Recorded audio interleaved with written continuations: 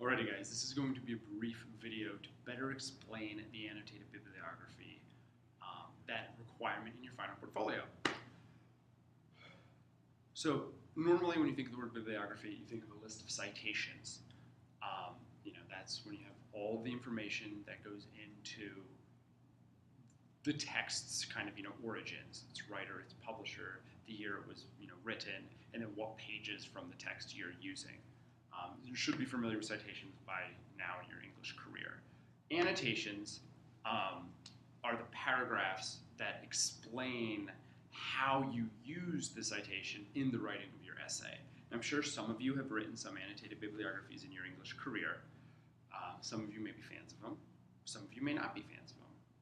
I'll let you know that I'm a fan of annotated bibliographies because I used to not be. I used to hate them, think they were extra, think they were busy work. But I've really come to realize that annotated bibliographies really make you commit to the process of analysis. You read all of your sources, right? And then you have to summarize and comprehend and summarize and really do all that gritty stuff that lets you achieve the hows and whys of analysis. The annotated bibliography, especially when you're writing the annotations, makes you summarize all of the texts, and it makes you reflect upon how you use the texts. It's a very metacognitive activity, and it really helps the writing of these long papers. Honestly, when you're bringing in multiple sources and you're trying to write an essay of serious length, 6 pages, etc., annotated bibliographies are going to become like really important resources as you continue in your collegiate career and start writing papers of longer and longer length.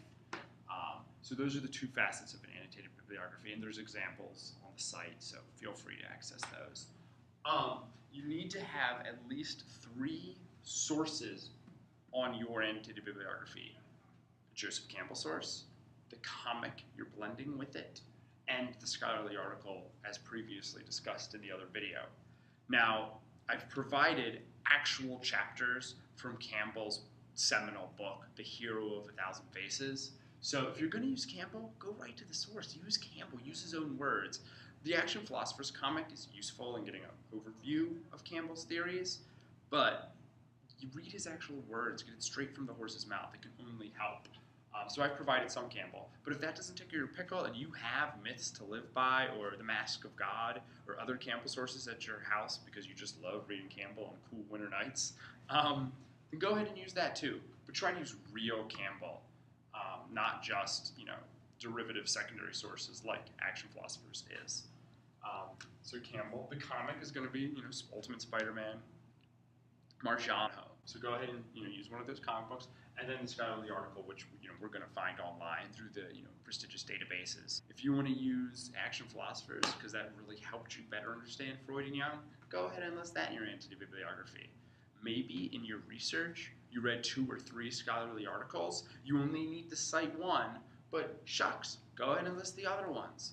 An annotated bibliography not only helps the writer digest the texts that they're synthesizing into their papers, but it also shows a reader, hey, listen, I am forwarding new ideas, but I'm giving credit where credit is due. I have gotten these ideas from these sources. So the more the merrier. You can't go wrong using more. It's a brief video. Just wanted to give you a quick kind of how to do do-si-do, the annotated bibliography. And again, all the information you could ever question about it is also on the per due owl.